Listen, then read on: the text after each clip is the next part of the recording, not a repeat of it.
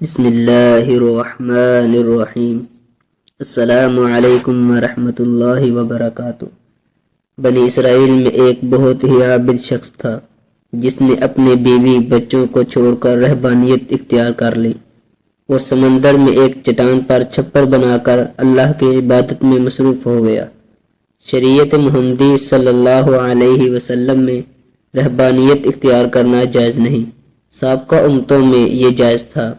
اللہ تعالیٰ نے اس کے کھانے پینے کے لیے اس چٹان پر ایک انتظام کیا کہ وہاں میٹھے پانی کا ایک چشمہ نکل آیا جس سے اسے ٹھنڈا پانی ملنے لگا، اور وہیں انار کا ایک درخت بھی اللہ نے اگا دیا جس سے بڑے بڑے انار اس کو ملنے لگے۔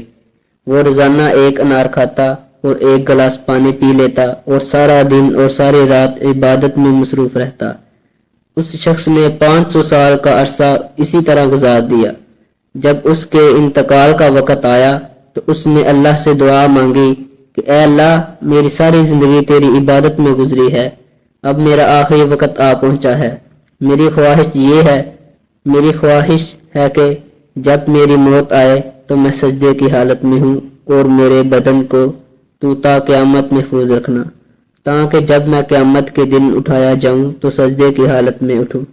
اللہ رب العزت نے یہ دعا قبول کر لی اور سجدے ہی کی حالت میں اس کا انتقال ہوا۔ حضور اکرم صلی اللہ علیہ وسلم نے ارشاد فرمایا کہ آج تک اس کا جسم سجدے کی حالت میں موجود ہے اور اس کے گرد اس کی حفاظت کے لیے اللہ تعالیٰ نے گنے درخت پیدا کر دیے ہیں۔ لوگ اس جگہ جاتے ہوئے گھبراتے ہیں۔ اگر لوگوں کی رسائی اس مقام تک ہو جاتی تو وہ مقام پوجا پاٹ کا مرکز بن جاتا۔ اللہ تعالیٰ نے وہاں بڑے بڑے اور گنے درخت اگا کر لوگوں کے دلوں میں اس جگہ کی ہیبت پیدا کر دی تاکہ لوگ شرک میں مبتلا نہ ہو جائیں۔ نبی کریم صلی اللہ علیہ وسلم نے فرمایا کہ مرنے کے بعد بارگاہ الہی میں جب اس کی پیشی ہوئی تو اللہ تعالیٰ نے ارشاد فرمایا، میرے بندے، میں نے اپنے فضل و کرم سے تجھے بخش دیا، اور ملائکہ کو حکم دیا کہ میرے اس بندے کا نام جنت کے اعلیٰ مقام میں لکھ دو۔ اس عابد کے دل میں خیال پیدا ہوا کہ میں نے 500 سال تک عبادت کی، بیوی بچوں کو چھوڑ دیا اور ساری دنیا سے بے نیاز ہو کر سمندر کی چٹان پر بیٹھ کر عبادت میں مصروف رہا، اور آج اللہ تعالیٰ فرماتے ہیں کہ میں نے تجھے اپنے فضل سے بخش دیا، تو میری وہ عبادت کہاں گئی؟ کم از کم میرے دلجوئی کے لیے ہی کہہ دیتے کہ تیری نمازوں، تیرے روزوں اور تیرے ذکر و فکر کی بدولت تجھے بخش دیا۔ بلکہ اس قدر عبادت و ریاضت کے باوجود کہا جا رہا ہے کہ ہم نے اپنے فضل سے تجھے بخش دیا، گویا میری ساری عبادت بیکار گئی۔ اللہ رب العزت نے جو دلوں میں پیدا ہونے والے خیالات کو بھی جانتا ہے، اس نے فرشتوں کو حکم دیا بجائے جنت کی طرف لے جانے کے اسے جہنم کی طرف لے جاؤ، لیکن اسے جہنم میں داخل مت کرو، بلکہ جہنم سے 500 میل کے فاصلے پر رکھو، جہاں پر اس کو جہنم کی آگ کی تپش شدت محسوس ہو۔ فرشتوں نے حکم کی تعمیل کرتے ہوئے اسے وہاں پہنچا دیا۔ ایک دم جو اسے جہنم کی تپش محسوس ہوئی تو بلبلا اٹھا اور پیاس پیاس پکارنا شروع کر دیا۔ جہنم سے اتنی دوری کے باوجود اسے ایسی پیاس لگی کہ پورا جسم خشک کانٹا بن گیا۔ اسی آسمان میں ایک ہاتھ نمودار ہوا جس میں ٹھنڈے پانی کا ایک کٹورا تھا۔ یہ عابد دوڑا کہ اے اللہ کے بندے، مجھے پانی پلانا، پیاس کی شدت نے مجھے بےحال کر دیا ہے۔ وہ ہاتھ پیچھے ہٹ گیا اور آواز آئی کہ یہ پانی تو تجھے مل جائے گا، مگر اس کی قیمت ہے۔